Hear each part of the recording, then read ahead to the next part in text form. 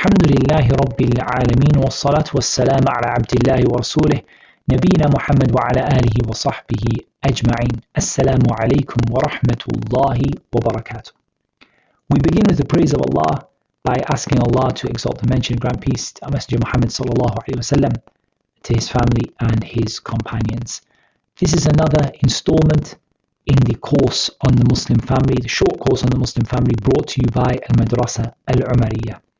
We've spoken about the characteristics of the ideal husband, and we took out some time to talk about the hadith of Zar because of the benefits we can take from it in the way the Prophet ﷺ behaved towards his family, and also in the way that the women complained or mentioned good about their husbands, and what we can take from that and learn from that. So now we come on to the ideal wife. Now when we talk about the ideal wife, it's really important to say that there is something in this for everybody. So if a sister is unmarried, it gives her some goals to aspire towards how she should be when she gets married. If a brother is unmarried, it gives him an idea of the kind of person he should be looking for. Again, we're not talking about perfection. Perfection is with Allah subhanahu wa ta'ala and with whoever Allah Azza wa Jalla gives perfection to, like the Anbiya and the Rusul, the messengers and the Prophets alayhim salatu wassalam. But we're talking about what should I, if I'm looking to get married, what kind of person am I looking for? And saddidu wa qaribu, do the right thing and come as near to it as you can. As for the woman who is married, it's not a case of saying, well, I'm married now, I can't change. It's trying to improve, trying to correct ourselves, trying to improve the way that we are in our character. And likewise, for the men who are married, it can give you an idea of what's important and what isn't, because sometimes, as we said, if a man is to take his wife to account for every small thing, then this will lead to a breakdown in the marriage. So he also needs to know what's important and what isn't. So inshallah, there's something in this video for everyone, bi'idhnillahi ta'ala, regardless whether they are male or female, regardless of whether they are married or unmarried. But we are talking about what should the characteristics be of the ideal wife. We're going to start with a hadith in Bukhari and Muslim, which is the hadith of Abi Hurairah radiyallahu ta'ala anhu wa ardah. عن النبي صلى الله عليه وسلم أنه قال: تنكح المرأة لأربع، لمالها ولحسبها ولجمالها ولدينها، فاظفر بذات الدين تربت يدك. Abu Hurairah radiyallahu anhu reported, and the hadith is in Bukhari and Muslim, from the Prophet sallallahu alaihi wasallam that he said, a woman is married for one of four things. Either for her wealth, or for her reputation, stroke family, or for her beauty, or for her religion. So be successful by choosing the one for religion, the one of religion, the woman of religion. Taribat yadak. So let's just take this hadith and break it down step by step and hadith and word by word. A woman is married for one of four things. These four things generally summarize four qualities that are reasons why people marry, or reasons why a man would marry a woman. Some of them apply the other way around, but generally speaking, these are reasons why men would marry a woman. The first one the Prophet ﷺ mentioned is limaliha, because she has money. And that could be for a number of reasons. Either it could be that he thinks that she'll be less of a burden because she has her own money, or he thinks that he can convince her to give him, because of course he's obliged to spend on her, but he thinks he can convince her to give him money to pay off his debt, or that he can use her money for something, for an investment, for a business or whatever. So he's interested in her for her money. Being interested in someone for their money, is that a lasting basis for a marriage? Is that something that's going to make this marriage last? It's not going to make the marriage last, because ultimately money comes and goes. She might be rich today, she might be poor tomorrow. If she has money but she doesn't have religion, then what's the danger there? She has money but not religion. She might spend that money on haram, and she might become a burden for her husband in that regard. The second reason, for her reputation or her family. Al-hasab could refer to either. It could refer to her reputation in herself, that she is dhatul mansib. She is a person, a woman of position and status. This is a reason why people marry, for position and status. So he wants to marry her because she has a position and a status. But what's the problem with that? The problem is that that position and status, if it doesn't come with religion, what's going to be the problem? That she might misuse it, that she might look down on her husband. She might say, oh, who are you even to tell me what to do, or to even ask me to do something when I'm from this family and I'm from this background and I'm from this position, and you're just a low person with a low background, a low, have a good reputation or whatever. It might be that she misuses it in terms of she's a fitna outside, she's a danger in terms of other men because she's a person of status and beauty, but she's not a person of religion. And it might be, if it's relating to the family, that you're not marrying the family. You're not marrying the family, you're marrying the woman, not the family.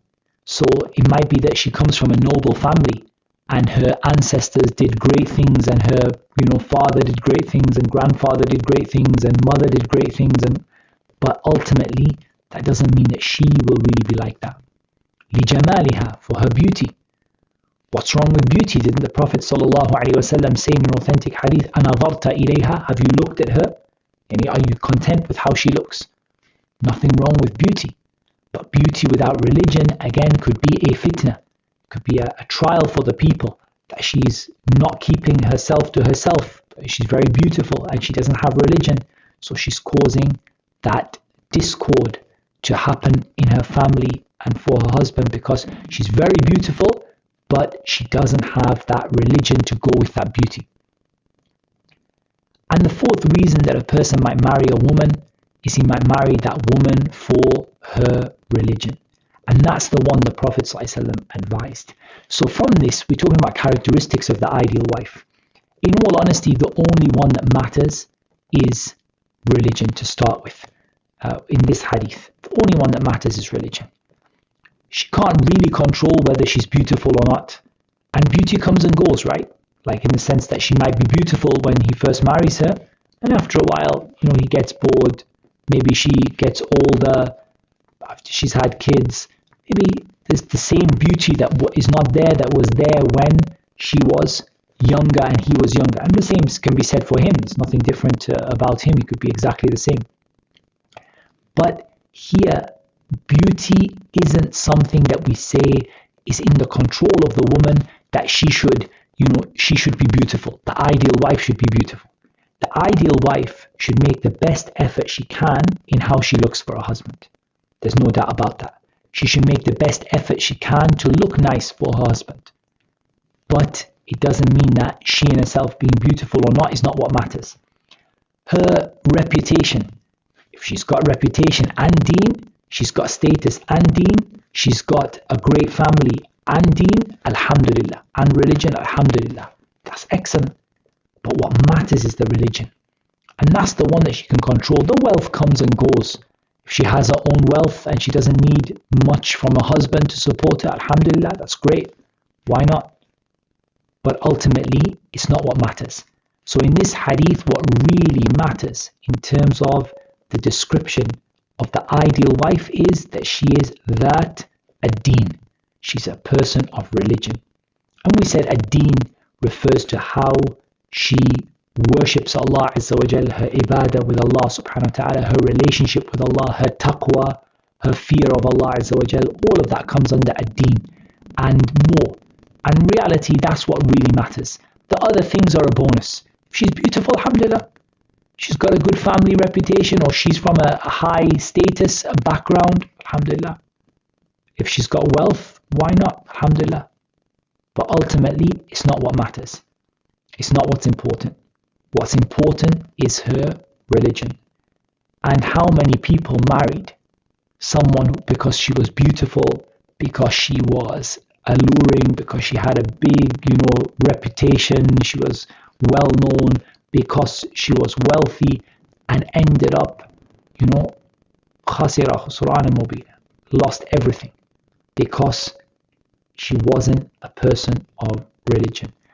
And not being a person of religion doesn't necessarily mean, she might not necessarily commit zina, for example, but not being a person of religion, she just brought hardship and loss and problems to that individual, because she had al-mal, al-hasab, al-jamal.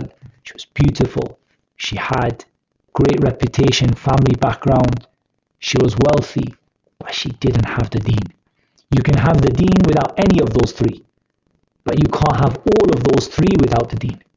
That's what's really important. So he said the first thing from the ideal wife is a deen, and that's the same for the ideal husband, because we said the hadith, إِذَا خَطَبَ إِلَيْكُمْ مَنْ تَرْضَوْنَ دِينَهُ وَخُلُقَهُ فَأَنْكِحُوا. If a man comes to you seeking your daughter's hand in marriage and you're pleased with his deen, his religion, and his character, marry her to him. So both of these shared for the husband and the wife, that what matters first of all is their religion.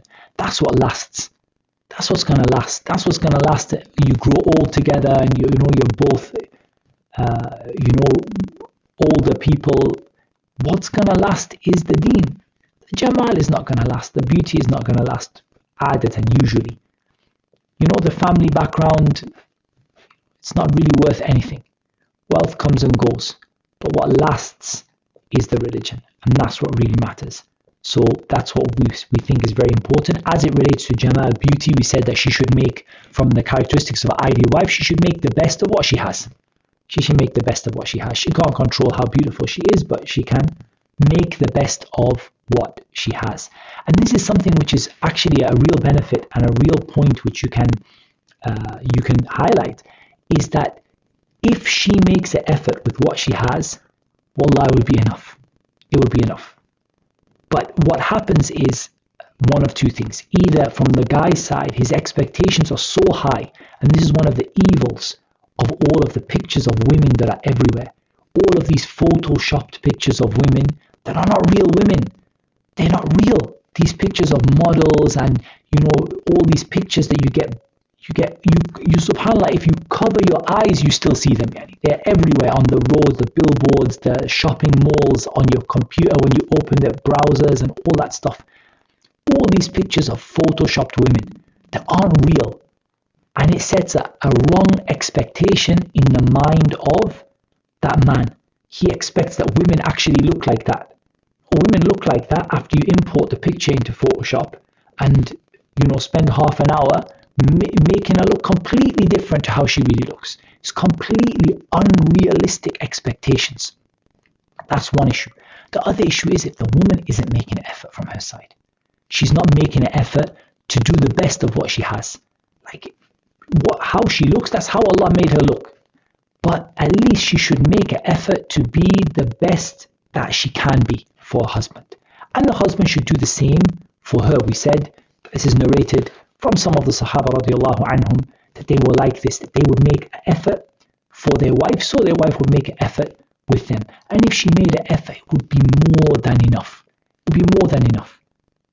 And we'll come perhaps to some ahadith which will indicate more about this, inshaAllah ta'ala, as we progress through the course. Our next hadith. عن عبد الله بن عمر رضي الله عنهما أن رسول الله صلى الله عليه وسلم قال: الدنيا متاع وخير متاع الدنيا المرأة الصالحة. Abdullah ibn Amr radiallahu anhuma said that the Messenger of Allah sallallahu alayhi wasallam said, this world is a mata', something temporary. You enjoy your life in it for a time, and the best of the temporary provision of the world, the best of the things that you have for this temporary time in the world, is a righteous wife. Al-mar'atu salihah. Now I just added this to emphasize that ad-deen, to emphasize a woman who is that ad-deen. She's a person of religion. I just really wanted to emphasize that. Look at how the Prophet described this whole dunya is temporary. This whole dunya is just a provision you've been given that is going to run out at a specified time. And the best thing you can have is not a big house, a beautiful car, it's not loads of money. The best thing you can have in this dunya is al-mar'atu salihah, a righteous wife. So the ideal wife, she is salihah. She's righteous. She's righteous. She does righteous deeds. She believes in Allah subhanahu wa ta'ala. Her aqidah is the aqidah of Ahl Sunnati wal Jama'ah. Her actions are the actions which are reported from the Prophet sallallahu alaihi wasallam, his companions, those that his companions acted upon. That's what she does. She's salihah, she's righteous. So that just adds to what we mentioned about that ad-din. وعن أنس رضي الله عنه أنه قال كان رسول الله صلى الله عليه وسلم يأمر بالباءة وينهى عن التبتل نهيا شديدا ويقول تزوجوا الودود الولود إني مكاثر بكم الأنبياء يوم القيامة. We already mentioned this hadith earlier on in the course, but I wanted to focus on two aspects within this hadith. Hadith of Anas, the Messenger of Allah used to command people to marry and used to forbid celibacy with a strong prohibition. And he said, marry the woman that is wadud and walud. Marry the woman that is wadud and walud. So marry the woman that is wadud. She's loving. She's loving. And she is walud. She is going to bear you many children. So from the characteristics of the ideal wife is that she's very loving and caring. And that means she's loving towards her husband. وَجَعَلَ بَيْنَكُمْ مَوَدَّةً وَرَحْمَةً.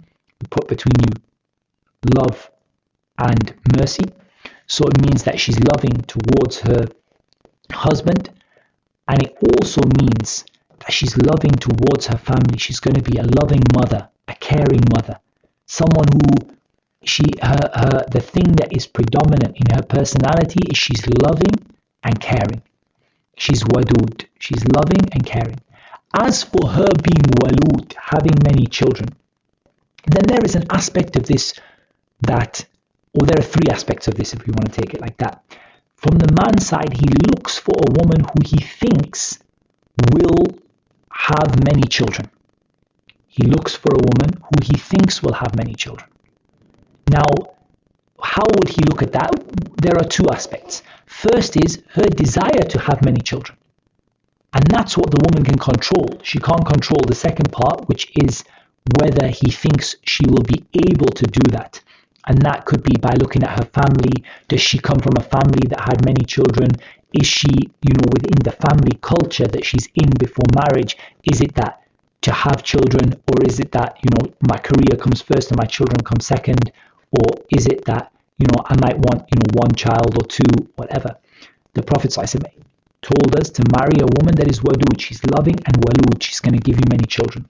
So she's going to give you many children. As we said, there's an aspect a woman can control and an aspect she can't control. The aspect she can't control is the, genetics and so on and so forth, and, what Allah decrees for her to have from children. But what she can't control is her desire to have kids. The culture now, especially we take a lot from Western culture, like having very few children, and that, children are maybe very difficult and it's hard to manage and so on. Whereas the Muslim culture is to have many children. The Prophet ﷺ said, إِنِّي مُكَاثِرٌ بِكُمُ الْأَنْبِيَاءَ يَوْمَ الْقِيَامَةِ. In the narration of Ma'qil Yasar in Sunan Abi Dawud, إِنِّي مُكَاثِرٌ بِكُمُ الْأُمَمِ. I'm going to boast of your numbers before all the nations يوم القيامة. And boast of the numbers of righteous people. And how the Muslim nation grows to have more and more righteous people is by having lots of children.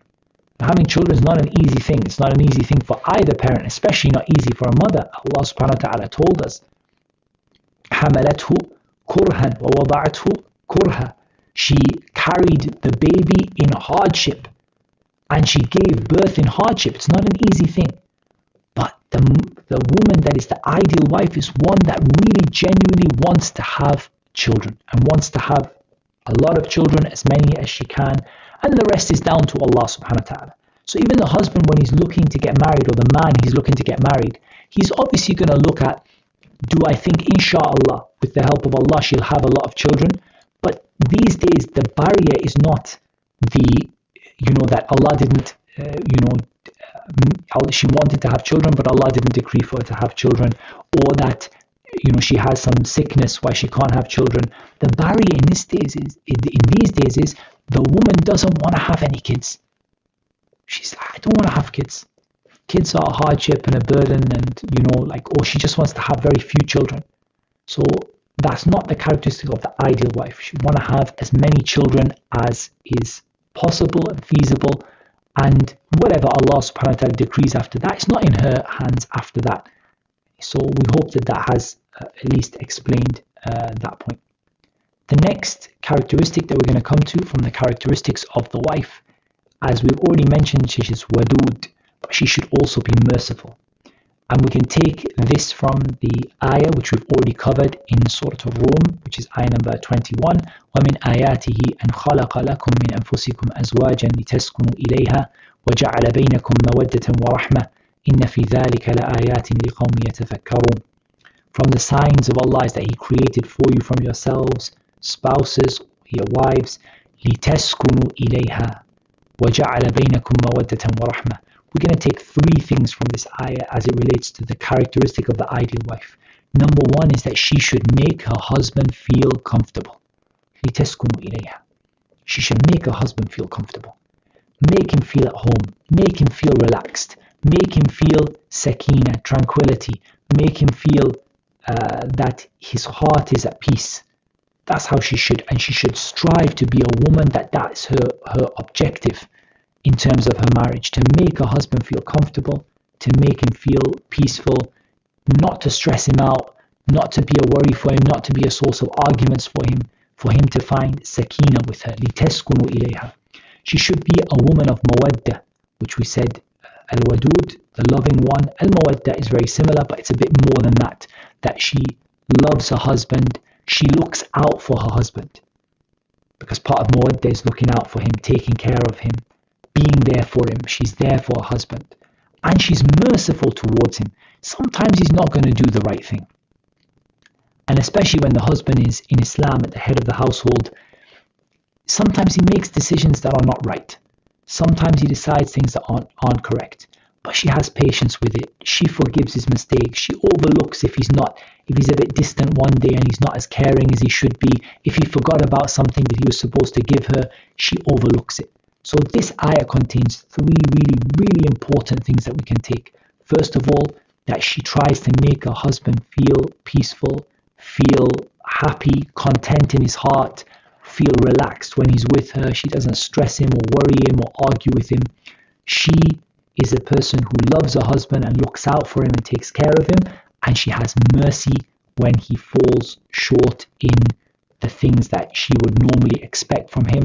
She has mercy with him in that regard, and she forgives him for the mistakes that he makes. And this can be said also for the husband. They can take it the other way and say the exact same thing about the husband, that the husband should make his wife feel comfortable, make her feel relaxed. He should be loving towards her. He should be looking out for her, and he should be merciful towards her. If she makes a mistake, he should overlook it, and so on.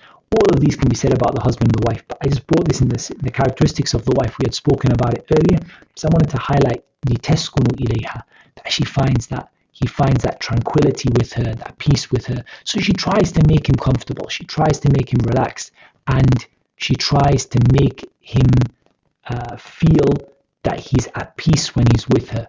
And she has that love and that care for him, and also that mercy and forgiveness towards him as well.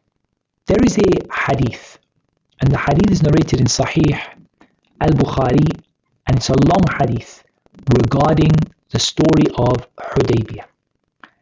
I only want to read you a part of the hadith because this part of the hadith has a real benefit in it as it relates to the attributes that we would wish for in the ideal wife.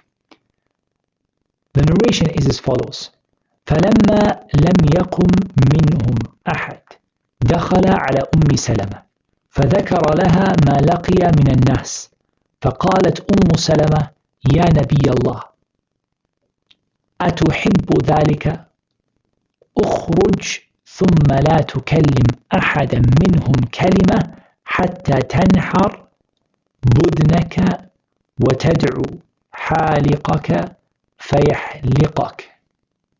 The narrator said, so in the Treaty of Hudaybiyah, the Prophet ﷺ commanded the people, because they were not able to make Umrah, he commanded the people to shave their heads and to sacrifice their animals that they had brought with them. Nobody did anything. It's like they were frozen. They just couldn't bring themselves to do it. And the Prophet ﷺ became worried. And he came to Salama, and he mentioned and he told Salama, the people are not, this is what the people are doing. They're not sacrificing. I've told them to sacrifice, they're not sacrificing. I've told them to shave their head, they're not shaving their head. Salama, she said, O Prophet of Allah, do you love or do you wish for this? She said, go out, don't say anything to anyone. Then slaughter your sacrificial animal and call for the person to shave your head. So I'm going to ask you to pause the video here as we get towards the end of the class. Pause the video and ask yourself, what is the characteristic that we take from this hadith about the ideal wife? So hopefully you paused the video and had a think about it. The characteristic that I think here is that the ideal wife is one who is, her husband feels comfortable to consult with her, and she gives good advice to her husband. So look at how the Prophet ﷺ was shaken, because he had told his companions, slaughter your animals, slaughter your animals, shave your heads. And they were just frozen. It wasn't that they were disobeying the Prophet ﷺ, they just were completely frozen. They were just so shocked, they couldn't bring themselves to do it. The Prophet ﷺ, straight away, he felt like I can go and share this with Salama. So she was open like that, like he felt he could share with her, and she was extremely wise, and she had a lot of knowledge. So he asked her about it, and he mentioned, and she gave him such good advice. She said, go out, don't say anything to anyone. Slaughter your animal and shave your head. When the people see the Prophet ﷺ slaughtering his animal and shaving his head, then they will understand that it's to be done. It will break the way that they are frozen like that. It'll just stop, and the people will do it. Because it's not that they want to disobey the Prophet ﷺ, it's just that they were so shocked by what happened and so lost that they just were like frozen like a rabbit in the headlights.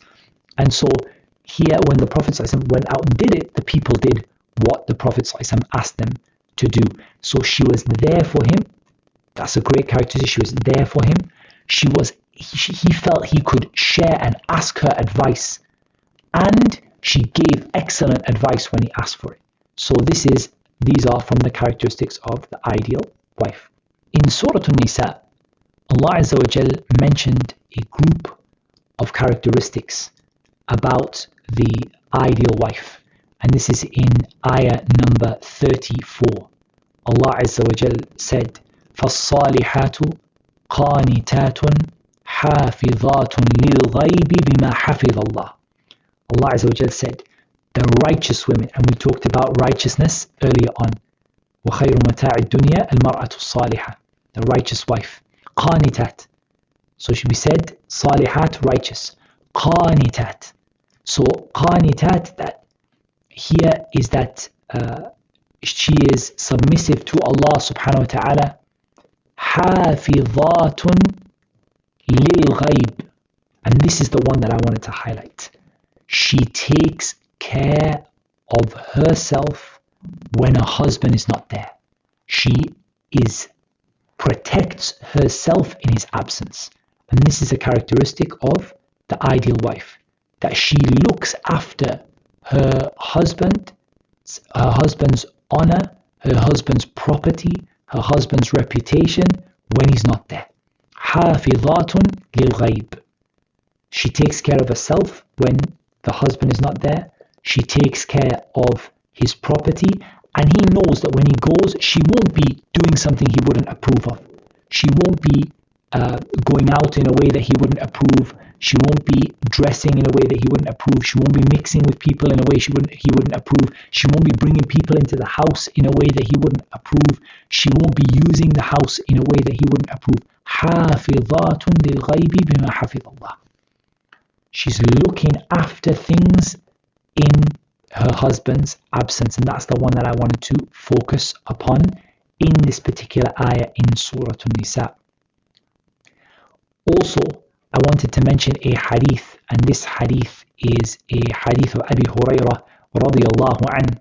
إذا صلت المرأة خمسها وصامت شهرها وحصنت فرجها وأطاعت بعلها دخلت من أي أبواب الجنة شاءت. If a woman prays her 5 daily prayers and fasts her month of Ramadan, so that is part of deen, that is deen, she's a person of religion, and she takes care of her private parts, she's chaste, she takes care of her chastity, and that we mentioned حافظات للغيب, in her husband's absence, وأطاعت بعلها, and this is the one that I wanted from this hadith, that she obeys her husband. So from the characteristics of the ideal wife is that she's obedient to her husband. Now, obedience to the husband, and again we talk about this later on, we talk about marital disagreements and the way the family should be structured and things like that, but obedience to the husband is not an absolute. It's obedience to him in what is not disobedience to Allah. So if he tells her to do something haram, then that's not an option. At the end of the day, obedience to Allah comes first. And it doesn't mean that husband is better than her. It doesn't mean that he's necessarily higher in the sight of Allah, but Allah has organized the family like that. Allah has organized the husband to be at the head of the family. So the woman, for that to work, she has to listen to what her husband says. Of course, if he tells her to do haram, she's not going to do it with the best of manners and the most kind of behavior, but she's not going to do it. But if he tells her to do something halal, or he tells her to do something which in the first place is something that Allah Azza wa Jal recommended or made obligatory, whatever the case may be, she's going to obey her husband in that. If she does that, what does she get? She can enter from any of the 8 doors of paradise, whichever door that she wants. Whichever door that she wants. She can enter paradise from any gate. Now I think that is a huge advantage for a woman, because a man, to enter each of those 8 doors, has to do the deeds of those 8 doors. For example, Al-Rayyan, the door of fasting. He has to be someone who fasts and does voluntary fasts and strict on his fasting and always does as many fasts as he can. Then he can be from the people of Ar-Rayyan, the one who enters the doors of fasting. But as for the woman, she prays her 5 daily prayers, she fasts her Ramadan, she keeps herself chaste, and she looks after or obeys her husband. Any door of the 8 doors of Jannah, go in whichever one you want. And that's a big blessing for a woman. It's not a big request, is it? To pray 5 times a day, fast the month of Ramadan, keep yourself chaste, and obey your husband. It's not a lot to ask for to be able to enter any of the doors of Jannah that she wishes. We're going to cover one more hadith. This hadith is the hadith of Abdullah bin Umar radiyallahu anhuma عن رسول الله صلى الله عليه وسلم أنه قال يا معشر النساء تصدقن وأكثرن الاستغفار فإني رأيتكن أكثر أهل النار فقالت امرأة منهم جزلة وما لنا يا رسول الله أكثر أهل النار قال تكثرن اللعن وتكفرن العشير. This hadith of Abdullah bin Umar from the Messenger of Allah sallallahu alaihi wasallam, that he said, "O group of women, give charity and make a lot of istighfar." So that's also 2 characteristics of women in general, married or unmarried, but particularly married, that they give a lot of sadaqah and make a lot of istighfar. For I saw you to be the majority of the people of the fire. A woman among them said, asking the Prophet ﷺ, what has made us the majority of the people of the fire? The Prophet ﷺ said, you curse frequently and you are ungrateful towards your husband. So again, like we looked at the men who do things wrong, and we looked at the hadith of Zar, and we spoke about the men that fall short and how we can reverse it. I want to reverse this. First of all, the sadaqah, the istighfar, and also the fact that we reverse the other 2. That she tries not to curse. She tries not to get emotional and say, Allah, curse this person. Some women curse their own children. Some women curse their own husbands. Some people curse their own parents. وَالْعِيَاذُ بِاللَّهِ. We seek refuge with Allah Azza wa Jal. So she doesn't let herself, like the man doesn't let himself be frequently on the talaq, she doesn't let herself frequently invoke curses upon people. And she's grateful for what her husband did. Look at the hadith of Zar in that. How grateful she was for what her husband did for her, even though he divorced her. Most women would say, he divorced me and I never remember anything before that. But subhanAllah, here, he divorced her, but she only mentioned the good from him. And this takfurun al-ashir, you're ungrateful towards your husband, is the example of the person who says, I've lived all this time with you, وَمَا رَأَيْتُ مِنْكَ خَيْرًا قَطْ, and I've never seen anything good from you. You've never done anything good for me, or you've never been there for me, you've never listened to me, you've never helped me, you've never spent on me, you've never, all this with never, never, never. This is what the ideal wife doesn't say. She says, look, you've done good for me, and maybe sometimes you fell shorter than what I would want, no problem. But she doesn't say, you've never done any good for me, I've never seen any good from you, you've never been good for me, I wish I'd never married you, and all of these statements, because this can bring her to be from the people of the fire. That's what Allah Azza wa Jalla made it easy for us to mention in this lesson, and Allah Azza wa Jalla knows best. والصلاة والسلام على نبينا محمد وعلى آله وصحبه أجمعين.